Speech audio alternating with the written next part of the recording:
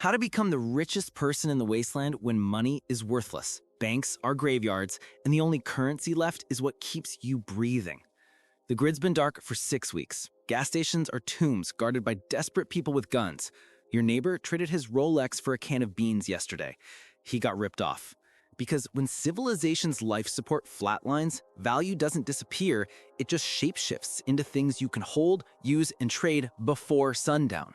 The guy with gold bars? He's starving. The guy with a box of Bic lighters? He's eating like a king. I'm not here to sell you fear. I'm here to sell you reality.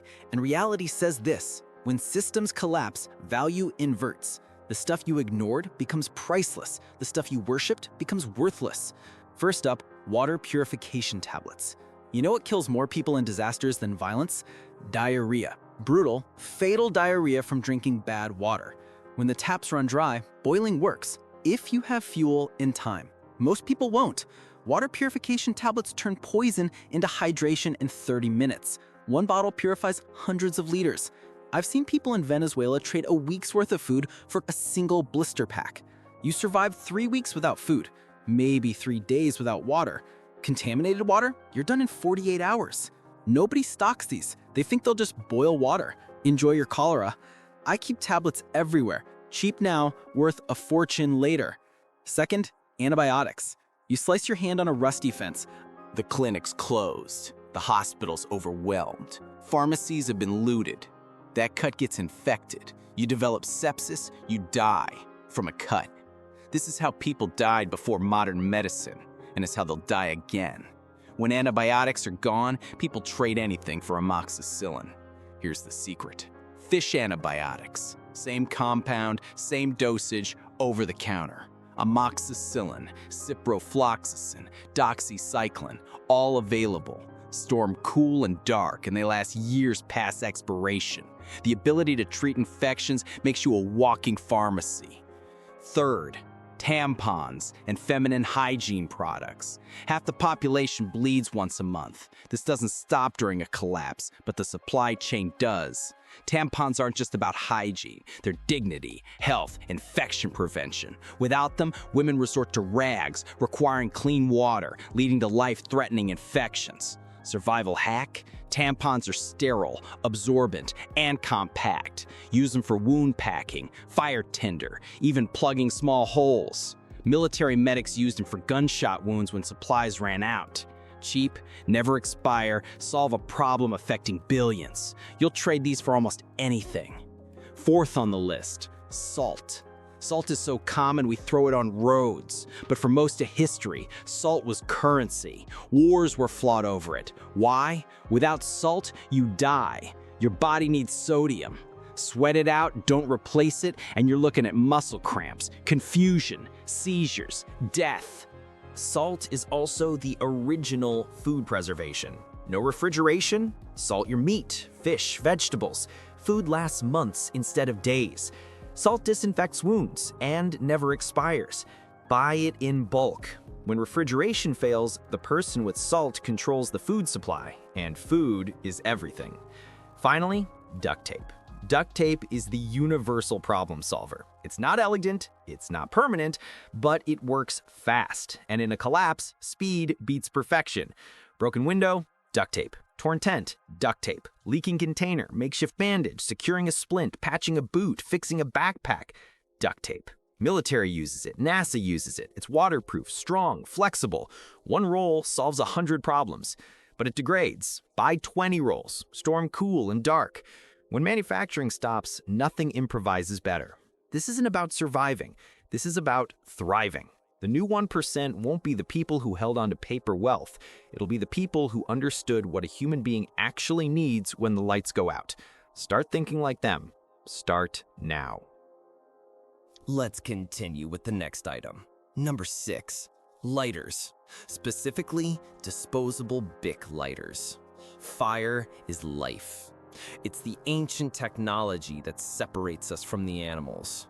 It purifies water, cooks our food, gives us warmth against the killing cold. But we've forgotten how hard fire is to make. We've outsourced that skill to a flick of the wrist. I want you to try starting a fire with sticks when you're cold. when you're wet, when you're exhausted and your hands are shaking. It's a brutal, humbling experience. This is why a simple lighter is survival gold. A single Bic gives you thousands of chances at fire. It works in the wind, in the rain, in the freezing cold. It requires zero skill. Unlike matches that get wet or ferro rods that take practice, a lighter just works. During the Bosnian War, people learned this lesson the hard way. A single lighter was trading for a month's worth of food. People burned through the one or two they had and then realized, far too late, they should have stockpiled them. I buy them by the 50-pack. I vacuum seal them. I stash them everywhere. They're cheap now. They'll be worth more than gold later. Number 7, paracord. This isn't just rope. This is rope on steroids. Standard 550 paracord holds 550 pounds. But the real magic is hidden inside. Cut it open. Inside that outer sheath, you'll find 7 individual inner strands. Pull them out. Suddenly, you have high-strength fishing line, snare wire, sewing thread, dental floss. You can even use it to set a tripwire. The outer sheath itself, that's your tourniquet, your shoelace, your belt. You can weave it into nets to carry gear or catch food. Use it to build shelters, secure equipment, create traps, make weapons, fashion a stretcher for an injured person, even suture wounds in a desperate situation. It's waterproof, it's rot-resistant, it lasts for decades. I keep 100-foot length in every bag, in every vehicle. I wear a paracord bracelet. That's 10 feet of life-saving material on my wrist right now. In a real survival scenario, the only gear that truly matters is the gear you have on you. Number 8, a manual can opener. I know, this sounds stupid, it sounds trivial, until you're staring at 1,000 calories sealed in a metal can with absolutely no way to open it. Your electric opener, it's a paperweight. Those pull tabs, they break, and they're rarer than you think. Trying to use your survival knife? Good luck! You're more likely to sever a tendon and get to the food. A simple P38 style manual can opener costs $2. It weighs nothing, it never breaks, it is the single tool that stands between eating and starving to death next to a pile of food. I've watched people spend thousands of dollars on long-term canned goods, filling their basements, then have the realization dawn on them they own a single cheap electric opener. Buy 5. Put one on your keychain, one in your bag, one in your car.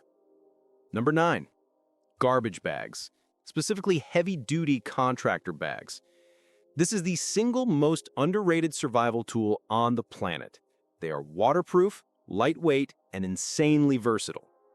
Let me paint a picture. It's pouring rain, you're freezing. A garbage bag is now an instant rain poncho. The ground is soaked. It's your ground tarp. You find a spring? It's your water storage. You're trying to stay warm at night? It's a vapor barrier for your shelter to prevent hypothermia. Use them to organize gear, as an improvised latrine, to transport supplies, to make a solar still to create drinking water, even as a flotation device. Heavy-duty contractor bags are nearly indestructible. A box of 50 costs less than a pizza and could solve 100 different life-threatening problems. Finally, number 10, knowledge. Here's what nobody thinks about in our digital age: information itself. When the internet dies, when the power grid fails, when your phone is a useless brick and Google is just a memory, what do you actually know? Survival guides, medical manuals, guides to edible and medicinal plants in your area, instructions for water purification, first aid, tying knots, preserving food. You need to print it all. Laminate it, store it in a waterproof bag. Knowledge is the ultimate multiplier. It weighs nothing, it never expires, it can't be stolen from your mind. In a total collapse, the person who knows how to purify water, treat a wound, identify food to eat, and build a shelter becomes the most valuable person in the room. Let's continue with the next bonus items. Number 11, seeds. Heirloom, non-GMO, vacuum sealed. Here's the ultimate truth about collapse. Everything else on this list helps you survive. Seeds help you live. They're the difference between temporary survival and permanent sustainability. The bridge between scavenging the ruins of the old world and building a new one. Heirloom seeds are open-pollinated. This means the plants they produce create viable seeds for the next generation. You plant them once, harvest your food, save the seeds, and plant again. It's an infinite loop of food production. GMO or hybrid seeds don't work this way. They're often designed to be sterile or produce inferior second-generation plants. In a collapse, that's a death sentence. Heirloom seeds are freedom. Variety matters. You want vegetables that are calorie-dense, nutrient-rich, and right for your climate.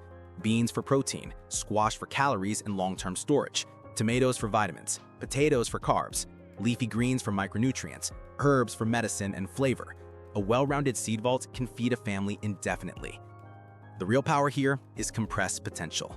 A single packet of tomato seeds weighing just a few grams can produce hundreds of pounds of food over multiple seasons. That is an insane return on investment. And in a barter economy, seeds are the perfect currency. They're lightweight, standardized, universally valuable, and they represent future food security.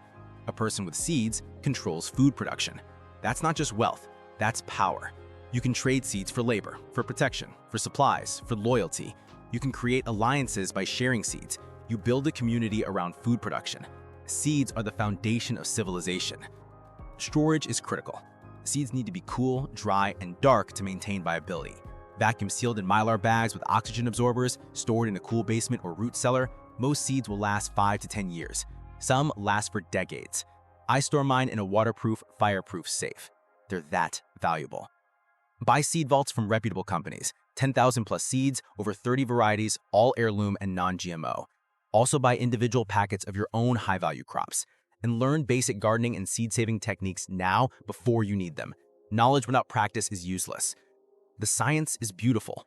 A seed is a plant embryo in suspended animation, surrounded by stored nutrients just waiting for the right conditions to explode into life.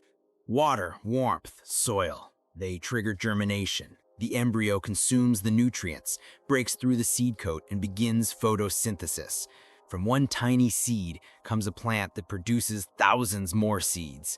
It's biological wealth creation. In a collapse, the person with a garden has food. The person with seeds has a garden. The person with a seed vault has an empire. When the grocery stores are empty, when the supply chains are dead, when people are starving, you will have the one thing that creates food from dirt and sunlight. That's not just valuable, that's godlike. Number 12, batteries. Rechargeable with a solar charger. Power is modern magic. Light in the darkness, communication across distance, information at your fingertips. When the grid dies, when every single outlet is dead, the person with working batteries has a functioning piece of the old world. The key is rechargeable batteries with a solar charging system. Disposable batteries are valuable short-term, but they are consumable. Once they're dead, they're trash. Rechargeable batteries with a solar charger create infinite power as long as the sun rises. That's civilization rebuilding technology.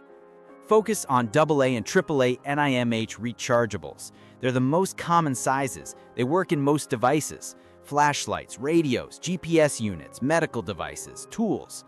Pair them with a quality solar charger that handles multiple batteries at once. The applications are endless.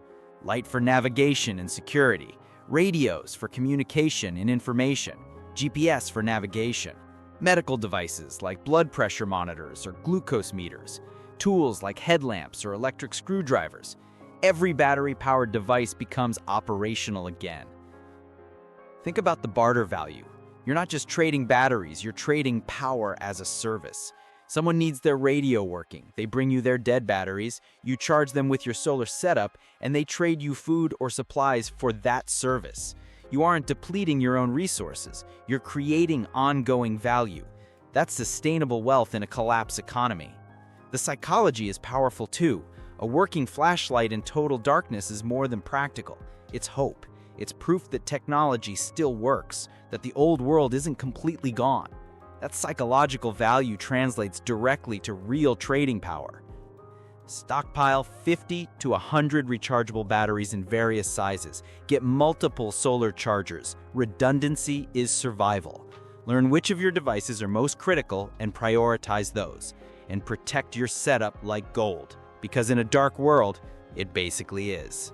Which brings us to the truth about value.